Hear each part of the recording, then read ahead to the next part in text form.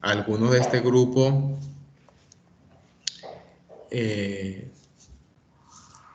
compartieron la clase de la primera clase, pues los que no lo hayan hecho, me vuelvo de nuevo a presentar. Mi nombre es Carlos Fernández, soy médico internista y gastroenterólogo, jefe de servicio de la urgencia de la Clínica Médica Duarte, y los voy a acompañar en este semestre en la cátedra de inmunología. ¿Me escuchan? Sí, señor, sí se la escucho. Gracias. La semana pasada habíamos básicamente hecho una introducción a el tema de la respuesta inmunológica y el sistema inmunológico, pero el día de hoy correspondía el tema de las células, o corresponde el tema de las células autoinmunes, de las células y los tejidos u órganos que están involucrados en todo el sistema inmunológico. Pues no sé si me gustaría escuchar algunos, si leyó algo del tema, por ejemplo, qué células pudieron haber leído o revisado, y hacer un comentario.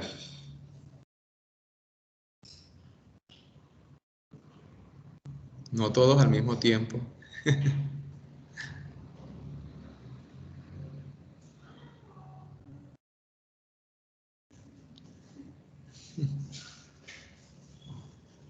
Bueno, la semana pasada básicamente habíamos básicamente descrito el tema del sistema inmunológico. Habíamos hablado de la inmunidad humoral, de la inmunidad celular, de la inmunidad adquirida, de la inmunidad innata, de la inmunidad pasiva, de la inmunidad activa como tal. Y básicamente era una introducción a un gran mundo que posteriormente lo vamos a ir describiendo, ¿sí? Hoy vamos a hablar justamente de las células y de los órganos que componen este sistema inmunológico, ¿okay? Y hablar un poco acerca de las funciones de cada una de las células y de cada uno de los tejidos. La clase se va a desarrollar conversando acerca de los polimorfos nucleares, monocitos, basófilos, eosinófilos, linfocitos y los órganos primarios y secundarios del sistema inmunológico.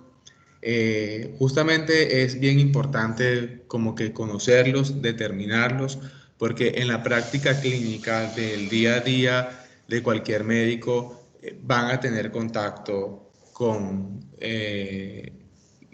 justamente el contagio de estas células para evaluar la respuesta de un paciente como tal. Los polimorfos nucleares, los neutrófilos, es básicamente pues lo que uno puede evidenciar en un simple hemograma. O sea, definimos cuántos glóbulos blancos tiene un paciente, cuántos son polimorfos nucleares, cuántos basófilos, cuántos linfocitos, cuántos monocitos, para que ustedes puedan ver la importancia de conocerlos y de conocer básicamente sus funciones, ¿no? Todas las células del sistema inmunológico se van a generar de una célula madre pluripotencial, que aquí, como lo dice en el esquema, es una célula que se encuentra en la médula ósea. De la célula madre pluripotencial se van a generar la totalidad de las células del sistema inmunológico. Y esa producción, esa maduración y esa proliferación va a estar mediada por interleuquinas y por citoquinas como factores generadores de colonias de monocitos o de granulocitos, ¿okay? Las interleuquinas, generalmente hay dos líneas, una línea mieloide, que son estas que están de acá hacia acá, que generan los polimorfos nucleares, ya sean neutrófilos, eosinófilos o basófilos, los monocitos y las células dendríticas, que vienen de la línea mieloide, y la línea linfoide, que generalmente está generada por la acción de interleuquina 7, que va a dar lugar a los linfocitos, ya sea linfocitos T, linfocitos B o las células NK, que son las células asesinas naturales, ¿sí? Entonces, todas las células del sistema inmunológico van a generarse desde la célula madre pluripotencial que está ubicada en la médula ósea.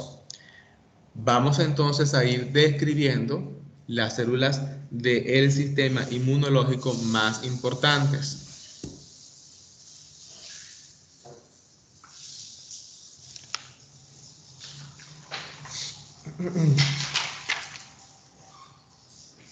Entonces así vamos a comenzar con los polimorfos nucleares, ¿sí? Los polimorfos nucleares como tal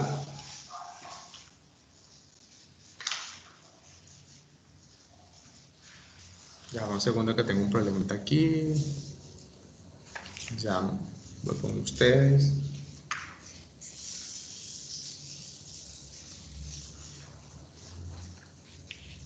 Ok, bueno, entonces aquí vamos con los polimorfos nucleares. Comenzamos. Pues los polimorfos nucleares generalmente son unas células, como ya lo había comentado anteriormente, provienen de la célula pluripotencial de la médula ósea. Como tal, generalmente se van a producir 7 millones aproximadamente por minuto de polimorfos nucleares. Sin embargo, estos polimorfos nucleares no van a ser no van a actuar inmediatamente, sino que se van a tener en reserva por cualquier infección o microorganismo que llegue al paciente como tal, ¿sí? Como tal, los polimorfos nucleares se producen por la acción de la interleuquina 3 y del factor generador de colonias de granulocitos. Ellos generalmente son unas estructuras redondeadas con un núcleo segmentado con un citoplasma que tiene una cantidad de granulocitos, y esos granulocitos como tal lo que van a tener son enzimas generalmente lisosomales, ¿sí? Su principal función como tal del polimorfo nuclear es justamente la participación en la inflamación y en la fagocitosis, que es justamente la principal función que tienen los granulocitos como tal, ¿sí? Estos polimorfos nucleares tienen una vida media corta, una vida media aproximadamente de 6 a 8 horas, una vez que están en contacto con un microorganismo. O 4 días si no han tenido contacto con ningún microorganismo, y generalmente estos polimorfos nucleares van a morir por apoptosis. Un polimorfo nuclear, cuando tiene contacto con un microorganismo, va a producir fagocitosis, y posteriormente a la fagocitosis el polimorfo nuclear va a morir. Eso es una diferencia con respecto a las otras células como tal. Y generalmente ellos tienen dos formas de dirigirse en el torrente sanguíneo, o sea, una forma incierta de patrullaje, por decirlo de alguna forma, en el torrente sanguíneo, tratando de evidenciar la presencia de algún agente extraño o un microorganismo, o justamente una dirección unidireccional directamente a una área del organismo para atacar o tener la acción de fagocitosis cuando está la presencia de una célula como tal, ¿sí? Otra característica importante del polimorfo nuclear es que tiene generalmente algunas moléculas que no permiten la adherencia entre ellos mismos o al endotelio vascular, ¿sí? Pero por algunas fuerzas antagónicas permite que el polimorfo nuclear se mantenga en el vaso, ¿sí? Así, el polimorfo nuclear tiene también en su membrana, primero, unas cargas electronegativas, ¿ok? Que permite justamente la acción de la fagocitosis. Y tiene una cantidad de receptores que permiten el paso del polimorfo nuclear a la sangre, y aparte de eso permiten su acción en los tejidos y la interacción con moléculas del sistema de complemento, con la interacción con anticuerpos y también con moléculas inhibidoras del complemento. Entonces acá podemos evaluar o evidenciar, observar la cantidad de anticuerpos que tiene el polimorfo nuclear, ya sean unos anticuerpos que están destinados al paso de la sangre a los tejidos, otros anticuerpos que son receptores para inmunoglobulinas, receptores o anticuerpos, y los receptores para poder interactuar con el sistema de complemento y también receptores para poder inhibir el complemento. Así las funciones como tal del polimorfo nuclear básicamente es la quimiotaxis, la fagocitosis, la activación de los mecanismos bactericidas, liberación de la mediadora de inflamación y una acción microbicida, ¿sí?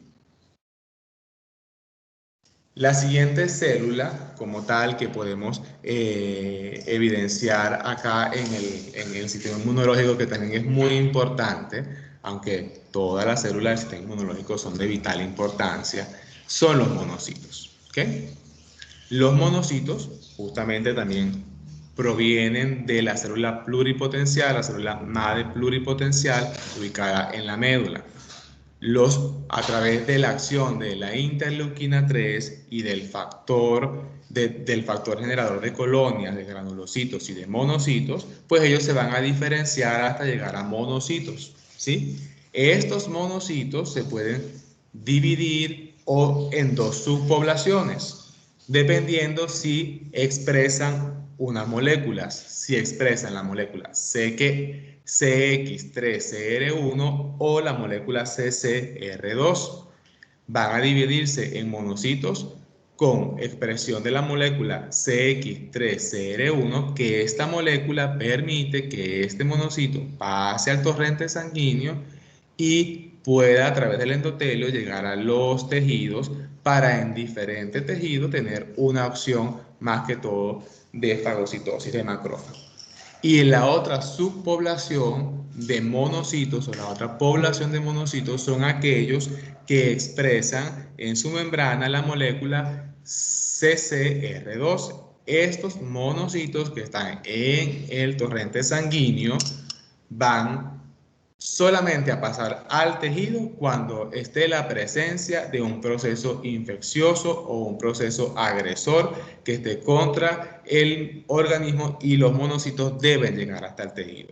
Es una especie de control. Unos pueden pasar a los tejidos a actuar como macrófagos y fagocitando las bacterias y los microorganismos, y otros quedan en el torrente sanguíneo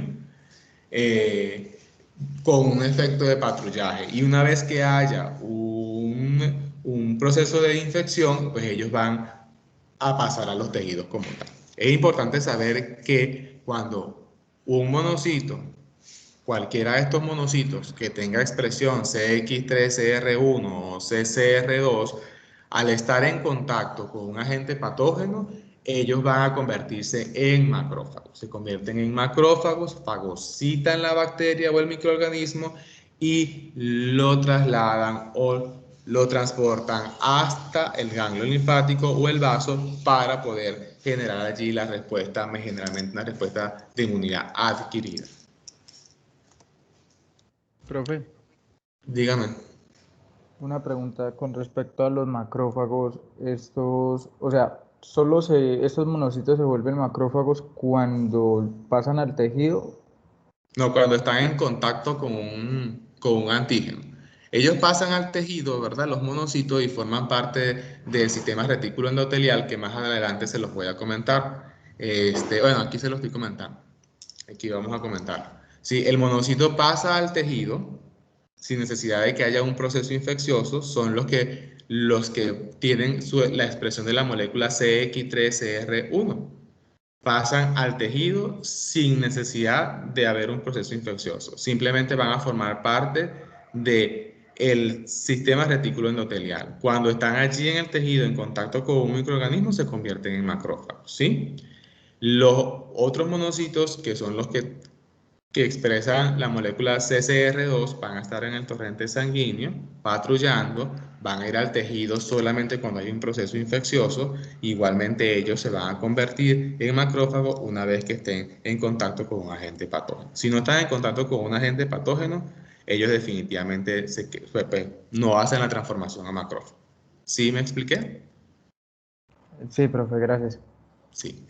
Bueno, lo que comentaba acá justamente era que los monocitos que expresan la molécula CX3CR1 se van a convertir en células fagocíticas o macrófagos fijas que forman parte del sistema de retículo endotelial. Repito, se están en monocitos formando parte del sistema reticulo endotelial como unas células fagocíticas que se convierten en macrófagos cuando están en contacto con un patógeno.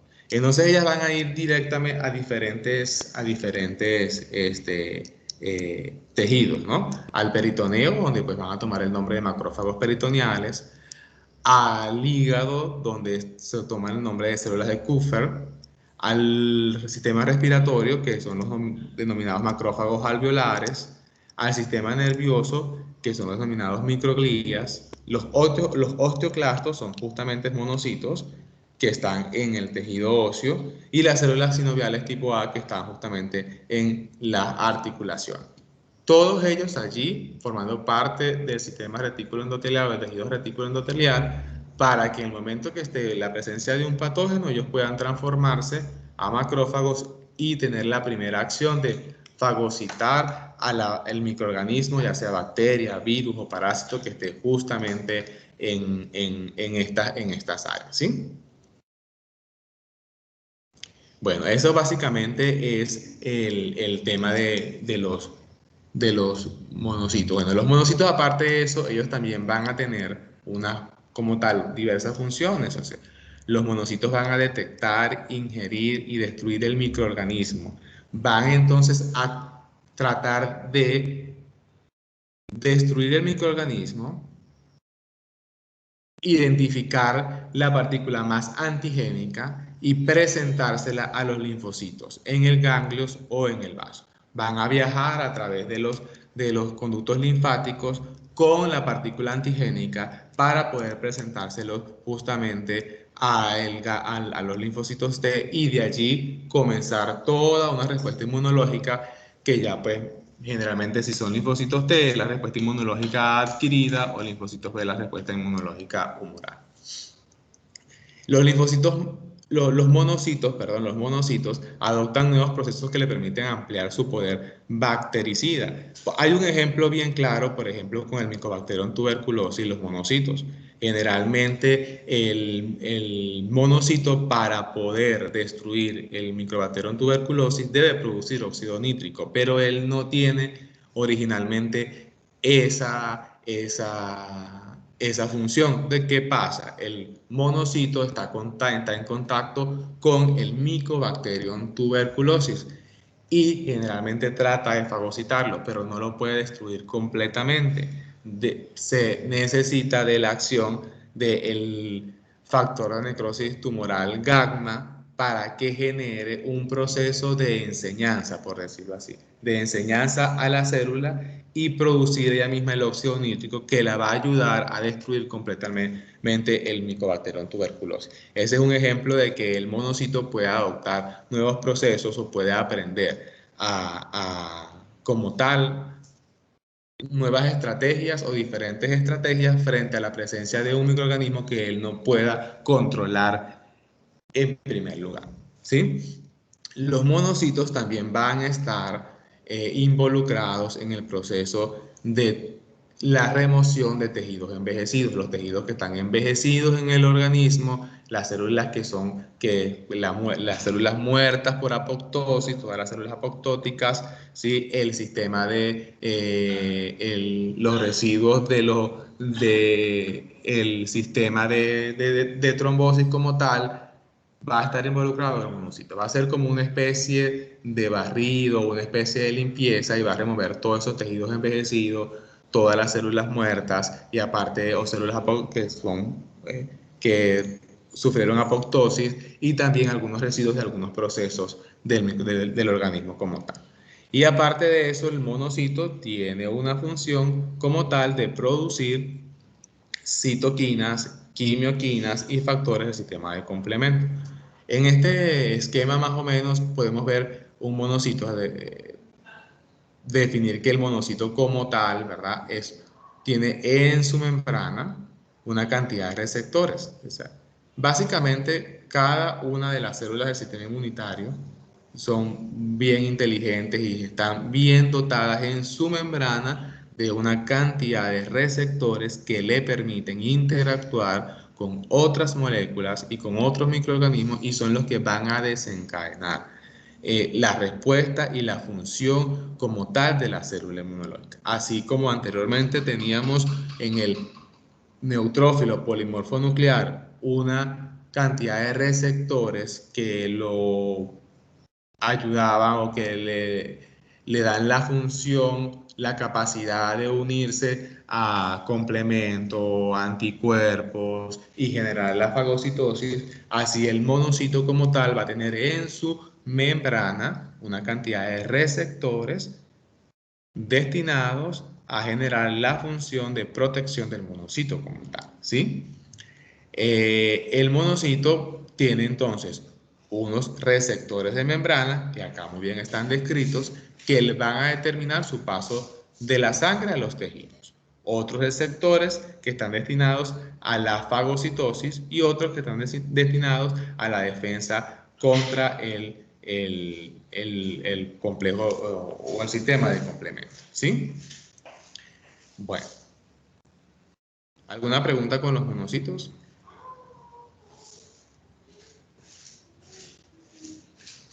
Los monocitos como tal también son más longevos o tienen una vida media mucho más amplia que los polimorfos nucleares. Los monocitos pueden durar más o menos un aproximado de 60 días e incluso ellos no tienen la característica de tener apoptosis, de sufrir apoptosis después de una fagocitosis, porque tienen la capacidad como de regenerarse, de recuperarse, su sistema, su proceso enzimático para tener acción sobre otro microorganismo. Bueno, vamos entonces a hablar un poquito de los mastocitos. Igualmente los mastocitos pues no son no corresponde a la mayor cantidad de procesos o de células en el sistema inmunológico, pero son bien importantes. Los mastocitos, su producción está controlada por las interleuquinas 3 y también por la interleuquina 9. Generalmente es una célula que actúa a través de degranulación. La célula tiene en su citoplasma una cantidad de gránulos que tiene enzímulas proteolíticas, tiene prostaglandinas, histaminas, heparina, eotaxina, leucotrienos, citoquinas.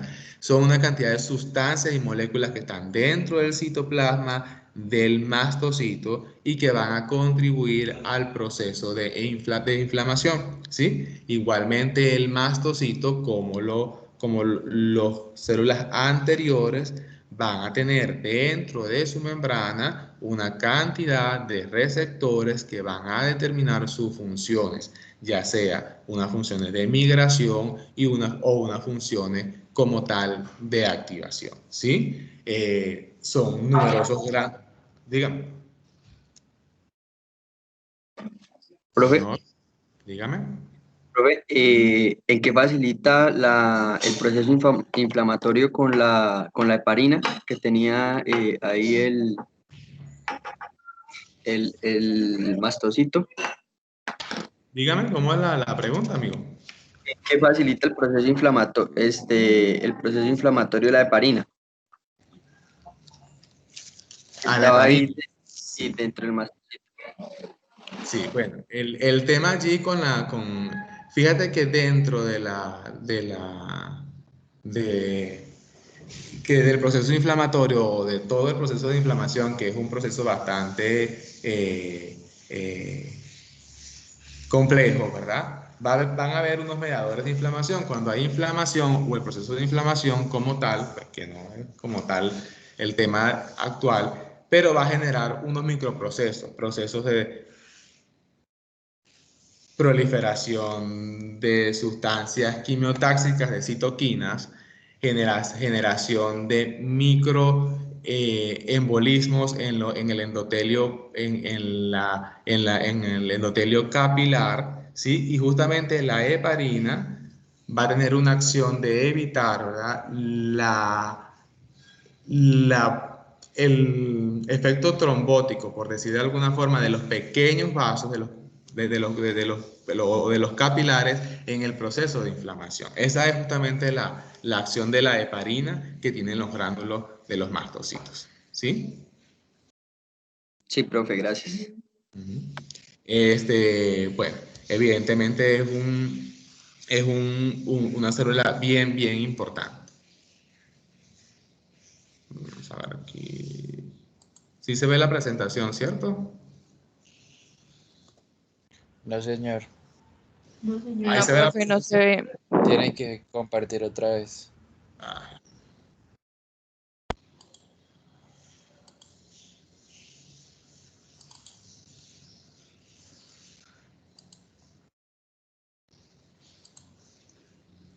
ahora sí.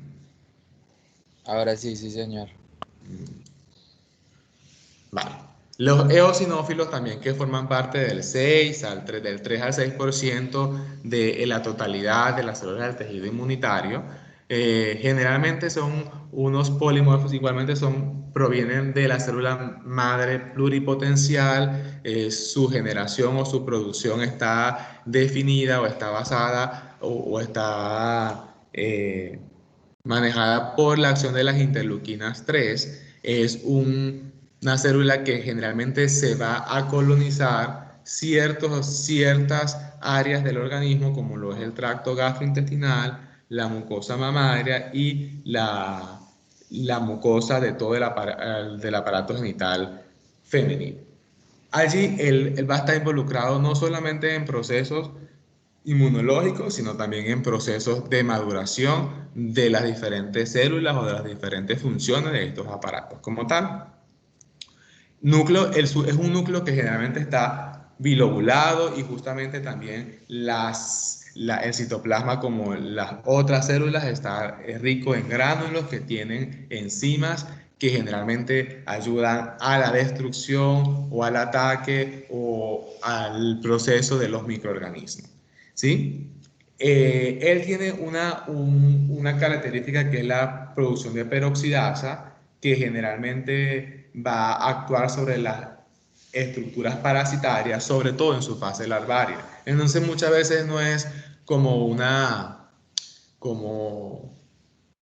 una casualidad que los eosinófilos estén en el tracto gastrointestinal, donde generalmente el organismo está mayormente en contacto con los parásitos, ya sean generalmente protozoarios, que son los que están allí justamente en ese tracto, y el eosinófilo están allí para poder protegernos, pero muchas veces el eosinófilo también es generador de algunas enfermedades. Hay algunas enfermedades eosinofílicas que están inmunológicas, que están relacionadas con la proliferación excesiva de eosinófilos en el tracto gastrointestinal, como la colitis eosinofílica, que forma parte de una de las enfermedades inflamatorias intestinales, como la enfermedad de Crohn o la enfermedad o la rectocolitis ulcerativa. La colitis eosinofílica también es una enfermedad asociada al tracto gastrointestinal y que está relacionada cuando todos los procesos de los eosinófilos con respecto a su homeostasis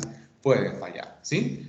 Él básicamente también en su célula, en su membrana, va a tener unos receptores para inmunoglobulina A, inmunoglobulina E, inmunoglobulina G4, complementos, leucotrienos, que van a contribuir en la activación como tal del eosinófilo y algunos receptores de membrana que van a contribuir a su adherencia a los tejidos, su paso de la sangre a los tejidos y la adherencia en las mismas células de los tejidos, ¿sí? Y así estos gránulos van a tener también una cantidad de moléculas, ya sean interleuquinas 6, 9, 4, 3, 11, que van a estar asociadas a la regulación de la respuesta autoinmune, otras moléculas que están relacionadas con la destrucción de los parásitos, los leucotrienos y el sistema de complemento o moléculas del sistema de complemento asociadas al proceso de inflamación, y otras que van a estar involucradas en el proceso de granulación externa.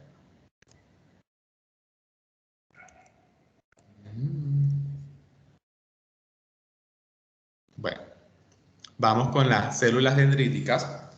Las células de tejido inmunitario, generalmente, no sé si recuerdan que en la clase anterior yo les comentaba que las células dendríticas son las células presentadoras de antígeno por excelencia. Son generalmente las células que van a tener una presentación de antígenos por excelencia, son las más eficientes.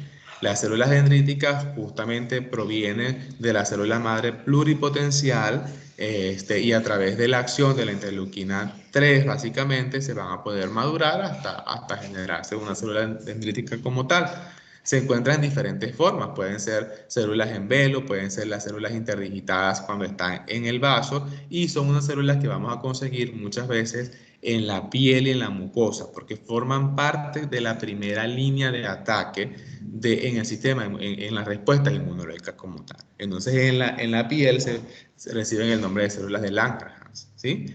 La membrana de la célula dendrítica es una membrana de forma estrellada con múltiples prolongaciones, y en esas prolongaciones ellos van a tener una cantidad de moléculas de adherencia que le van a permitir, valga la redundancia, unirse a los diferentes tejidos y a las diferentes células, ¿sí? Básicamente ellos, como les decía anteriormente, forman parte de la primera línea de ataque del sistema inmunológico y vigilan piel y mucosas de los patógenos. Son células como tal presentadoras de antígenos importantes. Y estas células dendríticas tienen una característica bien importante, que es que pueden diferenciar lo propio de lo extraño, o sea, pueden diferenciar moléculas extrañas y moléculas propias. Las células dendríticas están muy relacionadas con todo el sistema de alteraciones inmunológicas de la piel, donde no son capaces, tienen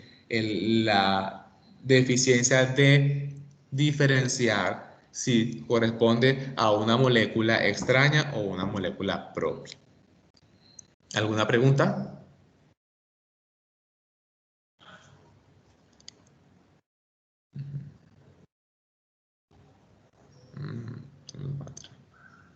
Aquí, por ejemplo, tenemos una célula dendrítica. Básicamente, este esquema lo que quiere es representar la célula dendrítica, como el resto de las células inmunológicas, tiene una cantidad de receptores de membrana que van a determinar sus funciones, ¿sí?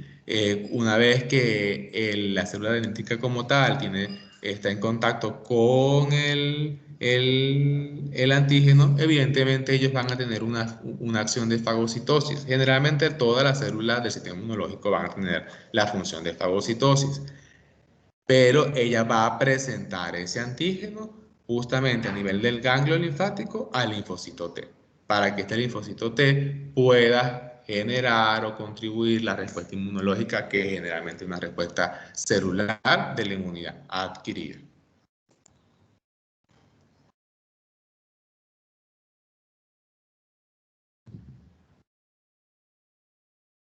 ¿Alguna pregunta hasta acá? Profe, ¿me podrías explicar otra vez eso que dijiste de que ellas poseen el antígeno y no entendí si se lo entregan al linfocito T o ellas mismas acaban con el agente patógeno? No entendí bien eso. Bueno, sí, fíjese, a mí. El tema es que las células dendríticas también tienen como tal un efecto de fagocitosis, ¿sí? Cuando ellas están ellas pueden estar en la mucosa o en la piel vigilando la presencia o patrullando la presencia de un microorganismo. En primera instancia ellos van a fagocitar el microorganismo, ¿sí? Y en ese momento ellas pueden destruir el microorganismo, ¿sí? Pero sin embargo, cuando ellas pueden fagocitar el microorganismo, van a presentar o van a determinar la estructura antigénica más potente del microorganismo, para poder viajarlo y presentarle ese antígeno, esa estructura antigénica más potente o más característica de ese microorganismo al linfocito T. ¿Para qué? Para que el linfocito T pueda generar unos procesos que se llaman especificidad y memoria. ¿sí? Que en la clase anterior los habíamos comentado, ¿sí? Habíamos comentado la especificidad de memoria. En este momento, justamente el linfocito T puede tener guardar memoria o simplemente la acción de las células dendríticas no fue eficiente y ellos entonces generar una respuesta diferente a la de las células dendríticas. Pero básicamente ellos van a destruir el microorganismo y presentar la estructura antigénica más potente al linfocito T para que éste pueda generar otros procesos. ¿Sí me expliqué? Sí, sí, profe, ya me quedó claro. Básicamente el linfocito te aprende cómo defenderse próximamente del Es, antígeno, claro. sí, Ya entendí, básicamente. gracias. Sí, pues estos son, hasta aquí pues están las células que provienen de la línea mieloide, ¿no? Son polimorfos nucleares, los monocitos, los basófilos, los eosinófilos y las células dendríticas. Sin embargo, las más conocidas o las que son en mayor número van a ser siempre los polimorfos nucleares. O sea, son unas células que tienen una acción fagocítica importante, que son producidas en número importante, aunque son de vida media corta, de 6 a 8 horas, pero se pueden producir, como les dije anteriormente, 7 millones de células polimorfos nucleares, que van a ser justamente controladas, ¿no? Unas van al torrente sanguíneo y otras van a ser reservadas cuando haya la presencia de un microorganismo y poder tener una mayor cantidad de células polimorfos nucleares. Pero ya son bien importantes. ¿Qué diferencia? Pues son de vida media corta, si a los 4 días no han tenido contacto con microorganismos, ellas van a destruirse justamente por esa producción tan grande. Los monocitos son como una estructura un poco más especializada, ¿verdad? Van a formar parte del tejido linfoide, por decirlo de alguna forma, en varios órganos y proteger a los órganos de los microorganismos. Van a estar más especializadas, van a tener otro sistema de actuación, un sistema como más específico, como más organizado. Entonces así las que podían expresar una molécula ingresan a los tejidos como monocitos y forman parte del sistema reticular endotelial para estar preparados y poder defender a ese órgano como tal de la acción de un microorganismo. Por ejemplo, los monocitos que ingresan al sistema, al tejido hepático como tal, son las llamadas células de Kupffer. Ellas van a estar allí justamente en la área portal o en las vénulas portales, ¿verdad? Para estar pendiente de microorganismos que puedan venir de toda la parte intestinal. Recordémonos que la porta, bueno, me voy a salir un poquito del tema, pero la vena porta o el sistema portal lo que hace es el drenaje venoso del intestino delgado y el intestino grueso. Va a drenar y allí puede venir algunas sustancias extrañas y algunos microorganismos. Y justamente las células de Kupffer lo que están es allí pendientes, por decirlo de alguna forma, me disculpan la terminología, pendientes de que esté la presencia de un microorganismo y poder comenzar todo el sistema. Y justamente así también lo corresponde a la célula, los macrófagos alveolares, pues, o sea, son estructuras u órganos que van a tener ciertos procesos que van a estar como más expuestos a la presencia de microorganismos. Por ejemplo, el pulmón en sus procesos de ventilación y perfusión puede haber el ingreso a través de la vía aérea de microorganismos, de sustancias extrañas. Y entonces justamente ahí están los monocitos en los alveolos para tener una acción fagocítica durante la presencia de un microorganismo. Pues no así también acompañado de otras células, pero básicamente es justamente eso. Los eosinófilos, muy característicos del sistema gastrointestinal, inclusive como han adoptado ese proceso de tener en sus gránulos algunas moléculas citolíticas o algunas enzimas capaces de destruir los microorganismos más frecuentes del tracto gastrointestinal o tal vez no los más frecuentes, pero sí es el sitio donde los parásitos pueden tener mayor lesiones, ¿no? Entonces, pues ellos van a tener un efecto como tal. Y las células dendríticas, pues básicamente en piel y todas las mucosas, como estando allí para poder defendernos y para poder estar pendiente y vigilando si hay la presencia o no de un microorganismo. Todo esto forma parte de la línea mieloide,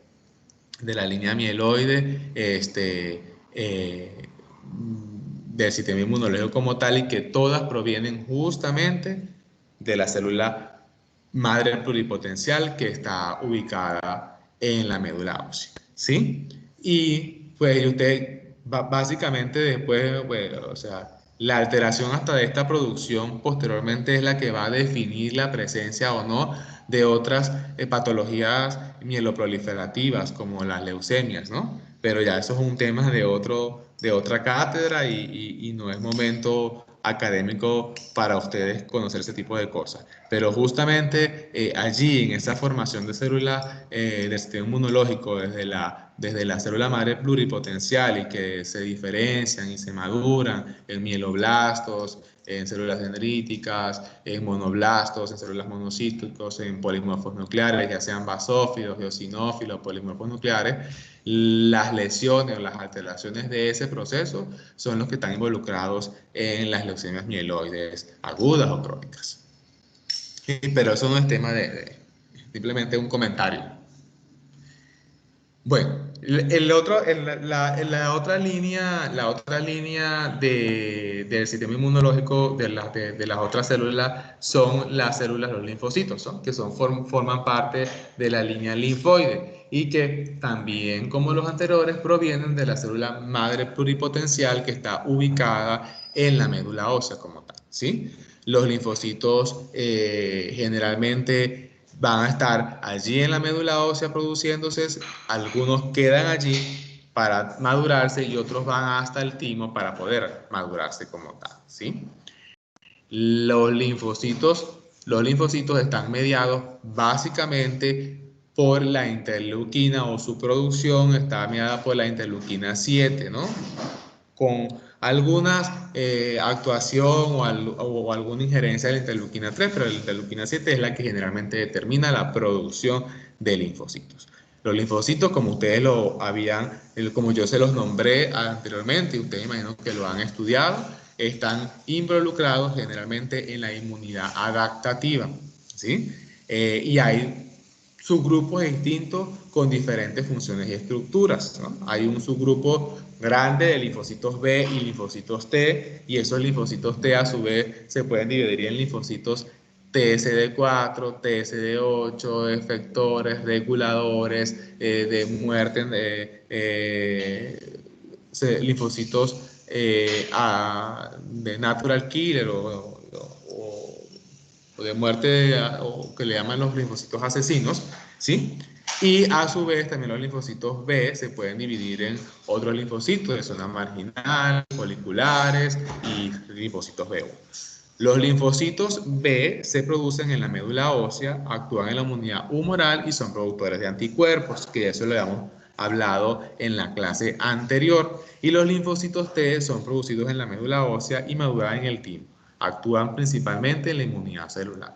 Los linfocitos son unas células, para mí, bien especializadas, con unas funciones bien descritas, y yo considero que están relacionadas con la sobrevida de la humanidad. O sea, tienen unas funciones bien importantes en defensa, tienen funciones de especificidad, de memoria, como lo decía la joven anterior. O sea, son unas células que pueden aprender, que pueden prepararse, que están estructuradas, que tienen un sistema de regulación propio. Son unas células bien especializadas, como les dije en la clase anterior.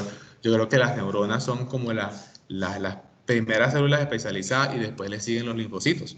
Los linfocitos fueron descritos no hace mucho tiempo, hace 50 o 60 años no sabíamos o no conocíamos de la existencia de los linfocitos. Sabíamos que estas células existían, no tenían una función bien descrita, pero hace más o menos 60 años se pudo descubrir la presencia de linfocitos, y de allí pues evaluar el sistema inmunológico de una mejor forma, porque su actuación o sus funciones son bien específicas y determinantes en el ataque o en la defensa a un microorganismo, pero sobre todo en la defensa, en la exposición secundaria o en las siguientes exposiciones a eso, a esos microorganismos, y es lo que considero que permite que el ser humano pueda tener una mayor calidad de vida y una menor posibilidad de enfermarse por el mismo microorganismo. ¿Sí?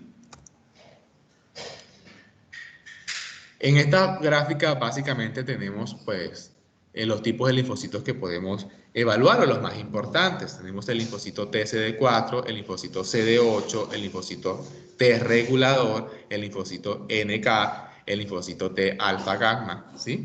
Y los linfocitos B, que se pueden dividir en linfocitos B foliculares de zona marginal y los linfocitos B1.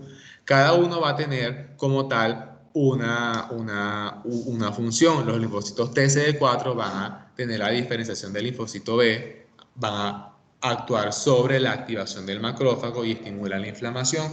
Los linfocitos TCD8, que son los linfocitos citotóxicos, ¿sí? Son los linfocitos que van a estar involucrados en la muerte de las células infectadas por virus o bacterias intracelulares. Yo no sé si ustedes recuerdan que en la clase pasada le había comentado que los CD4 se van a unir a los linfocitos B en algún momento para poder potenciar como tal su función. Por eso se llaman cooperadores, pero también van a activar el macrófago a través de la inmunidad celular. Entonces, el CD4 es un linfocito que está involucrado tanto en la inmunidad humoral como en la inmunidad celular. Y básicamente el citotóxico era aquel linfocito que en el esquema que yo le presentaba puede identificar una célula que tiene una bacteria, o que generalmente son virus, porque normalmente los virus pues son intracelulares, y esa célula como tal no es capaz de fagocitarlo o de destruir eso, pues él va a llegar y va a destruir la célula justamente con el microorganismo dentro, o va a generar procesos intracelulares capaces de fortalecer el sistema de destrucción de la célula. Los linfocitos T reguladores, yo no sé si recuerdan de la expansión clonal, que cuando un linfocito está en contacto con un microorganismo, él se va a clonar y se va a multiplicar de manera que tengamos más linfocitos con esas características, pero que llega un momento en que cuando hay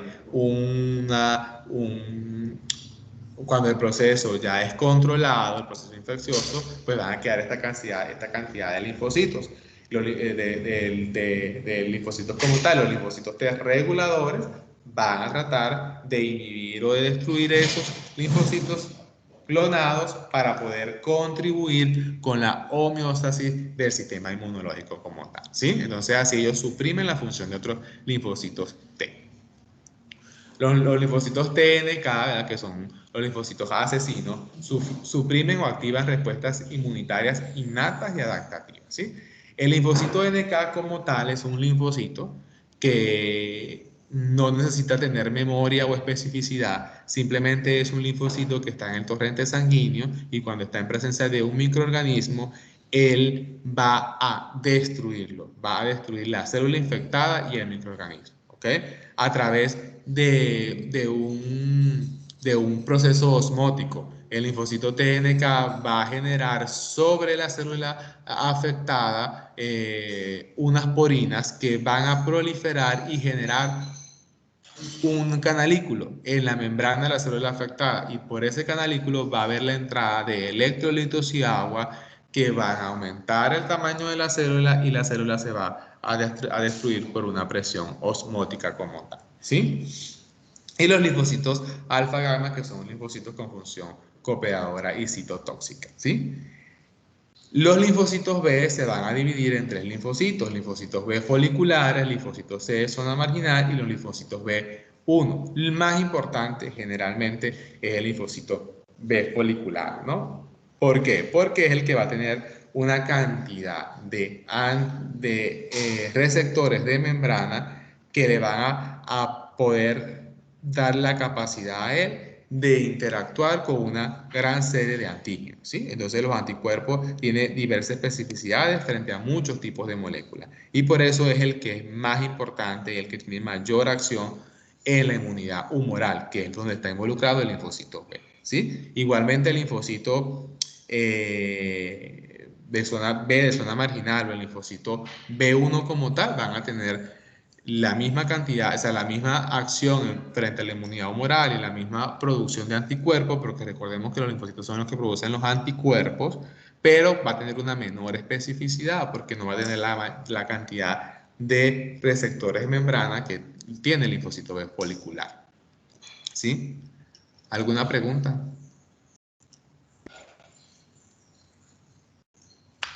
¿Hasta aquí? ¿Todo claro? ¿Sí? Bueno. Con respecto a los órganos o tejidos que están relacionados con el sistema inmunológico, vamos a tener unos órganos principales, la médula ósea y el timo, y órganos secundarios, que son los ganglios linfáticos y el vaso. ¿Okay? Los principales órganos como tal del sistema inmunológico van a ser dos, médula ósea y timo. En la médula ósea de vital importancia. Sabemos que en la médula ósea es donde están las células madres pluripotenciales, donde se generan los linfocitos y los polimorfos nucleares y los monocitos y las células dendríticas. Todas las células del sistema inmunológico se van a generar en la médula ósea, ¿sí? Y el timo también es de vital importancia porque justamente donde va el linfocito T y el linfocito T en el timo se va a diferenciar, va a haber un proceso de selección selectiva positiva y negativa muy importante, ¿sí? Los otros órganos linfáticos secundarios lo van a corresponder en los ganglios linfáticos, el vaso como tal, amígdalas, adenoides, apéndice vermiforme y tejidos que estén en algunos órganos como las placas de Peyer o nódulos las placas de Peyer de nódulos linfáticos que están ubicados en el intestino grueso como tal, ¿no? Entonces así los órganos principales del sistema inmunológico básicamente es la médula ósea y el timo. El timo es un órgano, es el órgano pues central como tal del sistema inmunológico y tiene una función, amigos, sumamente interesante, ¿no? Sumamente interesante y justamente relacionada con todos los procesos inmunológicos intrínsecos de un paciente, porque ellos tienen una selección positiva y una selección negativa. Definitivamente los linfocitos cuando están en el timo se llaman timocitos, pero allí a que van a diferenciarse y hacer un filtro o una selección como tal, ¿ok? Dependiendo si ellos pueden reconocer o no moléculas HLA1 o HLA2 que están relacionados con las moléculas propias del organismo. ¿Sí me hago entender?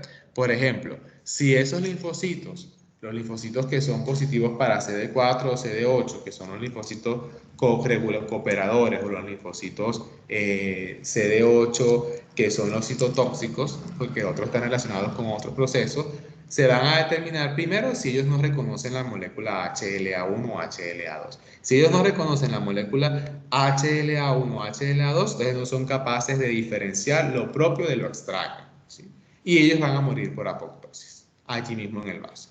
Si estos pacientes, si ellos reconocen las moléculas HLA1 o HLA2, no reconocen antígenos propios o lo hacen débilmente, entonces si ellos no lo reconocen, entonces ellos van entonces a morir por apoptosis. Y solamente los que reconocen las moléculas como tal van a ir al torrente sanguíneo como tal, ¿sí?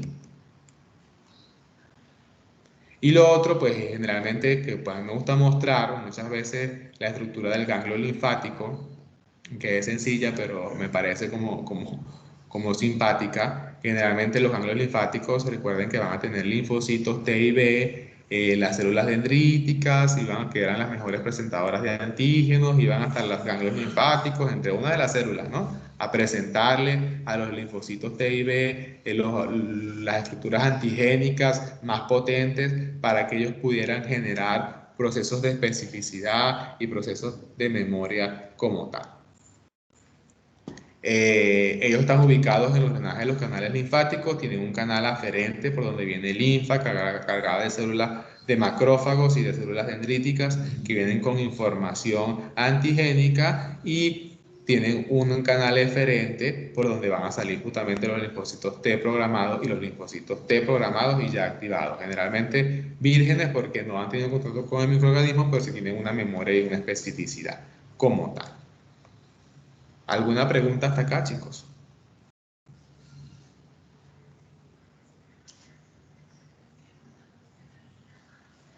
¿Alguna pregunta o ya están dormidos todos?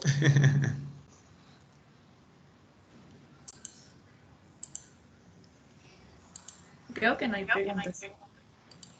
No hay preguntas. Bueno, fíjense que pues básicamente aquí todavía como que estamos iniciando en la cátedra, ¿no? Y a partir de la próxima semana vamos a tener como la descripción de todos los procesos del sistema inmunológico, pero uno debe conocer las células y los tejidos que están involucrados en este proceso de defensa contra una enfermedad como tal, ¿sí? Los linfocitos T, ya sean B o C o BB, los linfocitos T, los linfocitos ya sean B o T, y todas las células del sistema o de la línea mieloide que están involucradas, pues es básicamente importante, pues conocerlas a cada una y saber cuáles son sus funciones y relacionarse con su forma de atacar y de poder destruir un microorganismo o una molécula extraña que vaya en un momento dado a producir enfermedad en un paciente. Bueno, hasta acá la clase del día de hoy. No sé si tienen alguna pregunta. Y bueno, nos vemos el próximo jueves a la misma hora. ¿Profe? Dígame. ¿El próximo jueves qué tema sería? Sí, la próxima clase va a ser de la inmunidad adquirida. Sin embargo, yo a través de Santiago se llama así, ¿cierto? Les voy a comunicar porque ellos cambiaron la programación de las clases, ¿no? Amparo, que creo que trabaja en la secretaría, me comentó que se iban a reunir hoy o mañana para cambiar un tema de programación, pero hasta ahora es la inmunidad adquirida. Si hay una diferencia, yo con Santiago hoy mismo en la tarde se los hago llegar para que él se los pueda decir y ustedes para la próxima clase vengan preparados, ¿sí? Ah, ok, gracias. Bueno, entonces, dígame. Profe, es que en la última parte mi internet se me cortó un poquito el audio y no le alcancé a entender bien lo último que estaba explicando, profe. ¿Cuál sería? ¿Desde cuándo no? La última diapositiva. Ah, sí, bueno, básicamente en la última parte hablé fue de los órganos del sistema inmunológico, que es el timo, la médula ósea. En la médula ósea se generan las células del sistema inmunológico, ya sean de la línea mieloide o de la línea linfoide, y el timo, que creo que es lo que ya le comenté, tiene una función bien importante, tiene una función de diferenciar, de madurar. Los linfocitos T que se generaron en la médula ósea van al timo a hacer un proceso de selección, positiva o negativa. Básicamente, si reconocen o no receptores de HLA1-2, porque esto va a determinar que ellos puedan tener la capacidad de reconocer las moléculas, los antígenos como tal intrínsecos o los antígenos propios, o sea, las moléculas propias del ser humano como tal del organismo, ¿sí? Entonces, si el linfocito T definitivamente no reconoce las células propias o las moléculas propias y los va a reconocer como antígenos, son destruidos en el timo. De forma tal que del timo van a salir al torrente sanguíneo unos linfocitos bien especializados que van a atacar a los microorganismos y a las moléculas extrañas y no a las moléculas del paciente como tal, ¿sí? Y el ganglio linfático, pues lo decía que es un órgano secundario, pues, que está ubicado justamente en el de donde desembocan las estructuras linfáticas o los canales linfáticos. Tiene un canal aferente por donde llega linfa con macrófagos y todas estas células que yo les había comentado anteriormente con material antigénico. Recuerden que van a hacer una fagocitosis estos macrófagos, ya sean monocitos o ya sean células dendríticas o ya sea otro tipo de células, con el material antigénico más representativo a presentárselo a los linfocitos T o a los linfocitos, bueno, T generalmente allí en el ganglio linfático o en el vaso, pero el ganglio y por el conducto eferente va a salir los linfocitos T activados y especializados y ya con una información bien importante, ¿sí? Sí, profe. Es decir, que cuando se reconocen los receptores HLA-1 y HLA-2, se desarrolla el proceso inmunitario como tal y cuando no se induce apoptosis. Eso es Sí, básicamente. exacto, así es. Así Listo, es. profe. Gracias. Bueno, chicos, nos vemos el jueves, ¿no? Bueno, Bueno, Listo, gracias.